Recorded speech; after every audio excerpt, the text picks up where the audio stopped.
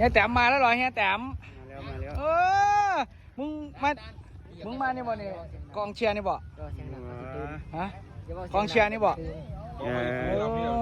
เฮียแต้มการันตีธิดาสุดใจด้วยนะแล้วนะเอาบ่ได้เอาคำแดงมาป่ะฮะ ยังเห็นบ่แล้วเลย บ่เจ้าพ่อคำแดงเขานะบ่เลยเบิ่งสิงห์อีสานนี่ วันที่เสียพระพุ่มเจ้าเขาพุ่มนี่มา สิงห์ นี่ อีสาน นะโมตัสสะภะคะวะโต อะระหะโต สัมมาสัมพุทธัสสะ เอารัด นะ ยัง โมตัสสะภะคะวะโต มีมาครบเลยล่ะ อะระหะโตสัมมาสัม เจ้า พุ แม่ ท ป ธั ระ ส ดูท สะ องเฮียแต้ม นะ การัน โม ตี ตัสสะภะคะวะโต ชอบ อะระหะ ชอบ โต สีสัน สัมมาสัมพุทธัสสะโอมภูมิสติตาลิ เอาซับสีได้ป่ะรวด โพนสะโตส เอา วา สีแดงซับก็ได้ สิ ตัว เนทรังดะมามิหัง ลิปุมาลังวราหะริภูมิ ได้ป่ะ มะเทวะข้าแต่พระ เอาสีม่วงขึ้นมา เทพารักษ์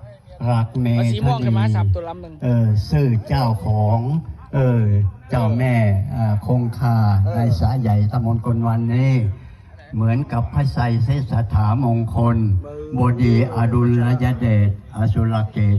ตพี่ มาถึงแล้วครับถึงแล้ว ปี นะจ๊ะ ศาจสยอง